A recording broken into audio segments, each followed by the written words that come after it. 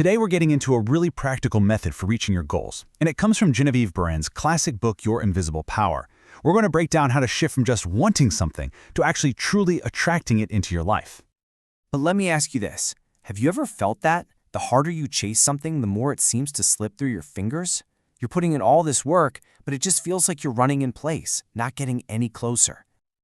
Well, there's a really good reason for that feeling. You could call it the cycle of chasing.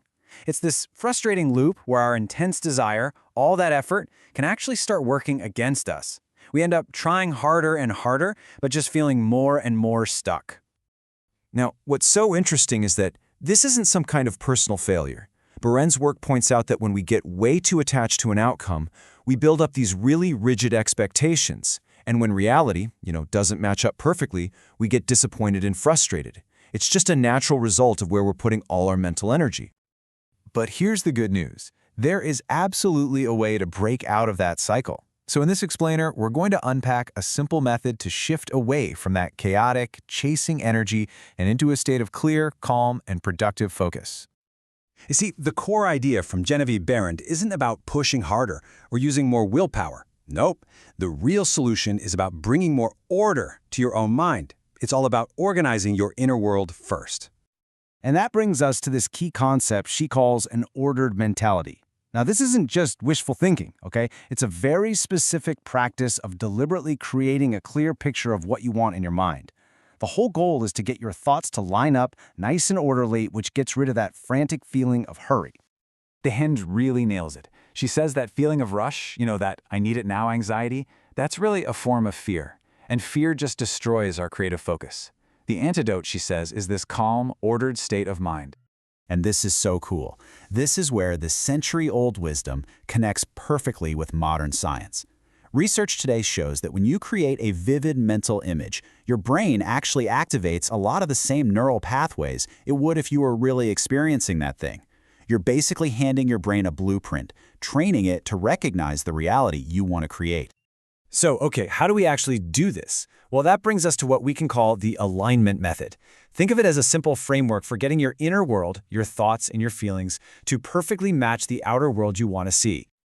See, the problem for most of us is that we're sending out mixed signals. We might say we want something, but inside our state is a total mess of hurry, doubt, and kind of a fuzzy, vague idea of what we even want. The goal is to get everything aligned, a sense of calm, a feeling of deep confidence, and a crystal clear picture in your mind. So it all boils down to this simple, three-step process. It's really straightforward. Step 1, create that detailed mental picture of what you want. Step 2, you have to attach the feeling of already having it. And step 3, you start taking actions that are in line with that new reality. Picture, feeling, action. That's it. I know that might sound a little bit abstract, so let's make it super concrete. Let's take a look at how this alignment method actually works in real life. We're going to check out how it applies in 3 really common areas of life: hitting our professional goals, making our interactions with other people better, and maybe the most important one, building better personal habits for ourselves. So for work stuff, Behrend gives this great example of a businessman. Instead of just grinding harder, he takes a little time each day to really visualize his meetings going well and projects finishing up successfully. Now, this doesn't replace the hard work. It makes his work way more effective because it builds his confidence and his focus. Or how about in our relationships? Think about a tough conversation you know you need to have. The default mode is to worry about it, right? To play out all the worst-case scenarios. Using this method, you'd do the opposite. You'd take a moment to clearly picture that conversation going smoothly, and you'd actually let yourself feel the relief and connection that comes from that. And for personal habits, wow, this is incredibly powerful. Let's say you want to start working out in the mornings. Well, the night before, you'd clearly picture yourself waking up, putting on your gear, doing the workout, and then feeling that awesome sense of accomplishment and energy. This is actually a lot like what modern psychologists call implementation intentions. Okay, so we've covered the what and the why.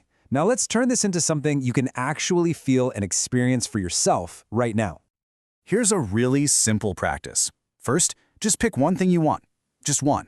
Second, find a place to sit quietly for just a few minutes. Third, create a detailed little movie in your mind of the outcome like it's already done. And fourth, and this is so important, let yourself feel the real emotions you'd have in that moment. That joy, that relief, whatever it is. See what you're doing here? You're moving from just passively hoping for something to happen to actively creating it. You are deliberately organizing your focus, organizing your internal energy to line up with your goal. It's an act of mental construction. All right, let's pull all this together and go over the key things you'll want to take away from this. So here's what to remember.